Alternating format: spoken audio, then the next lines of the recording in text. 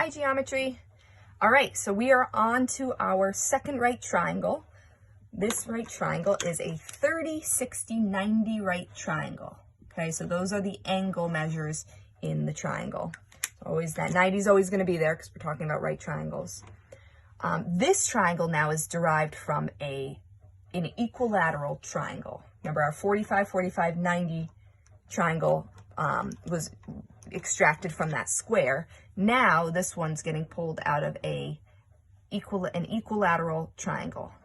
And so if I drop that altitude, I am bisecting that 60-degree angle, and I end up with that 30, 60, 90 right triangle there.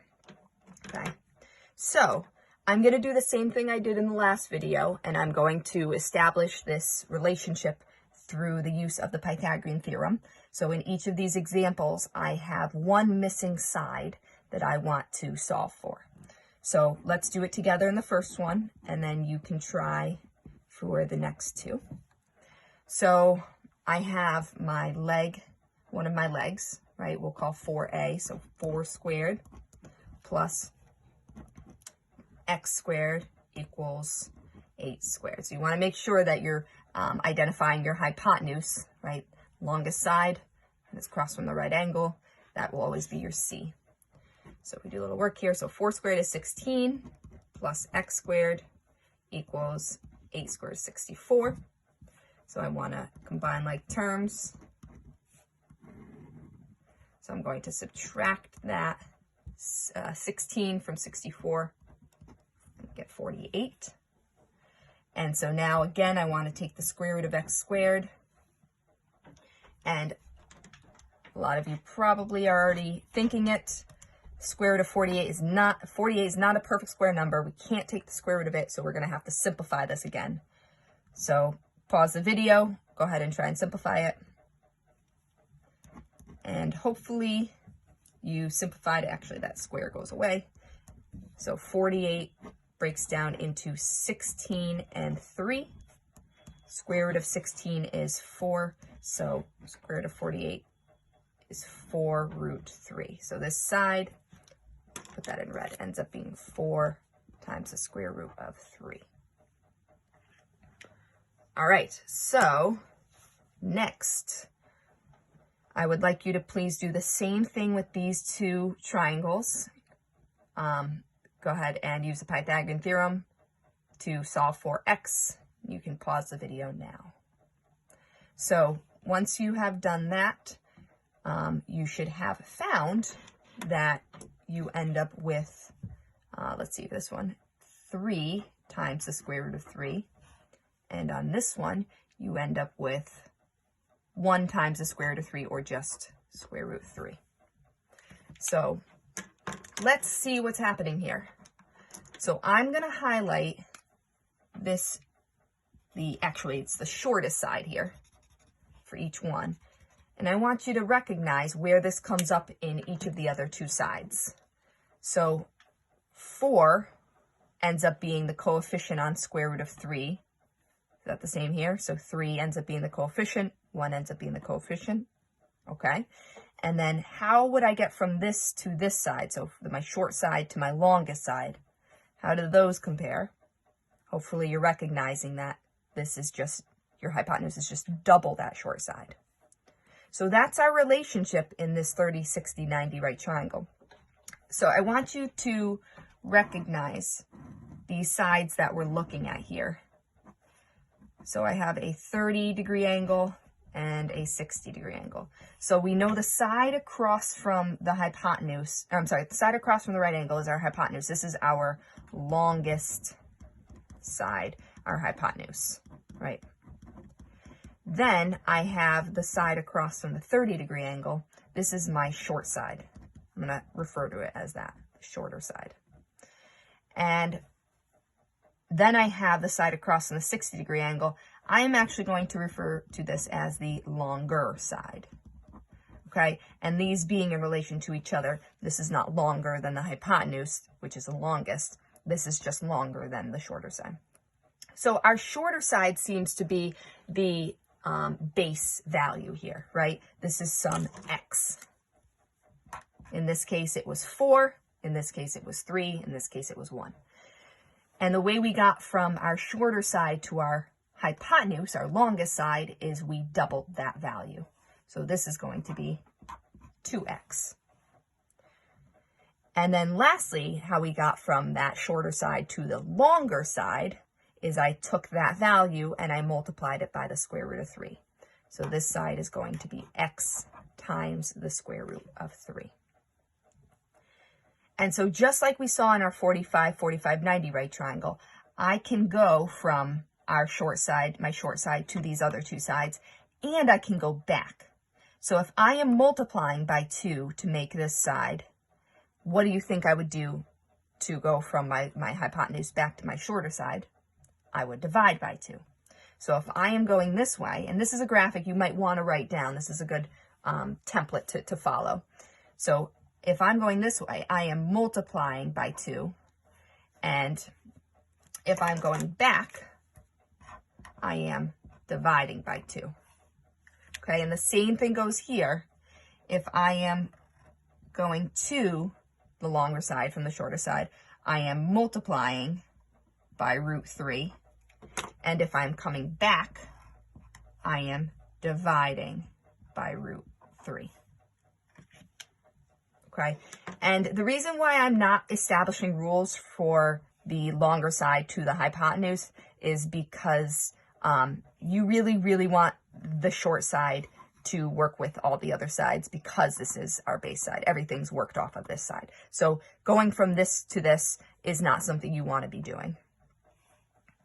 So let's just take a look at a couple example problems, and you'll do more in Mathia and in your assignment.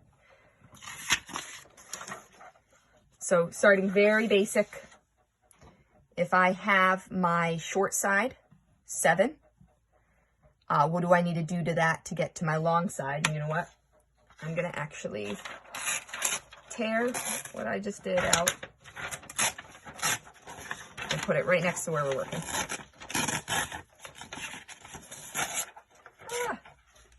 Okay, I lost the division symbol there, but you guys see it.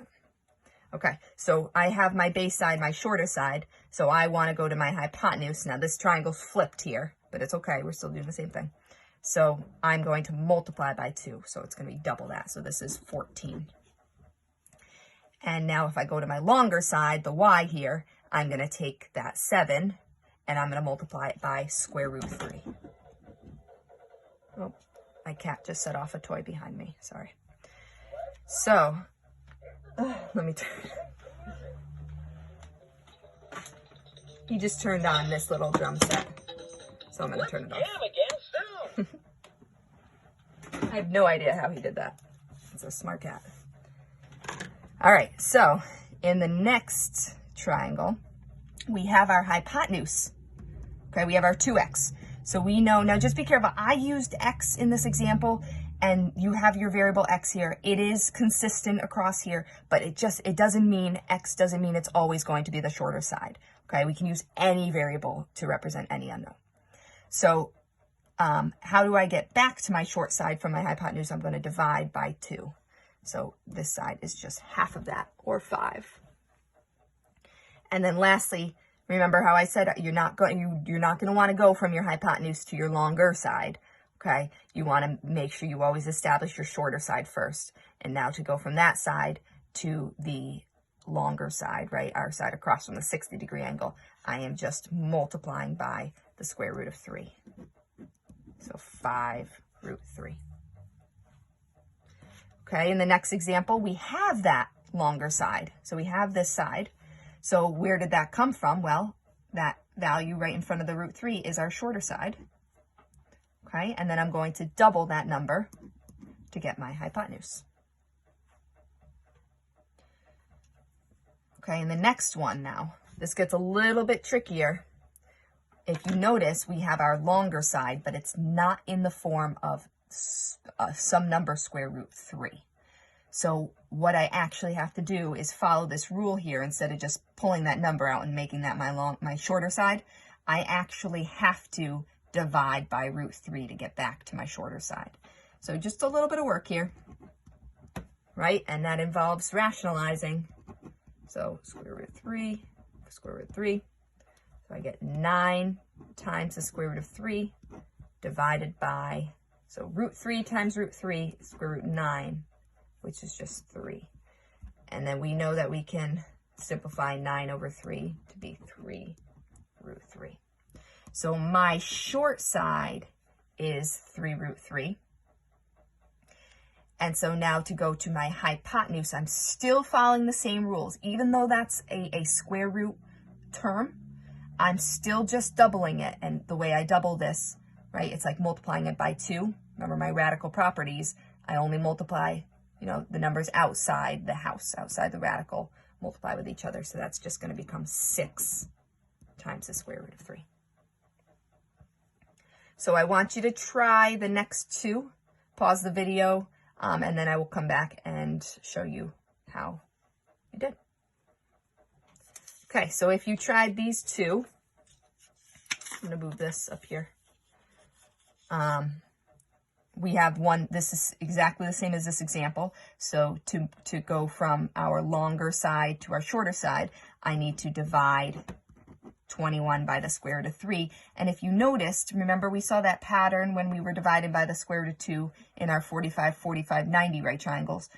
When we divide by the square root of 3, I'm actually just dividing that number by 3 and giving it a square root of 3. So just to save myself a little bit of time here, I know that that's just going to end up being 7 root 3. If you're somebody who appreciates going through this process, just to be sure, please continue to do so. So this is 7 root 3. And then I'm going to double that to get to my hypotenuse of 14 root 3. All right, and then lastly, again, same scenario here. I have my longer side.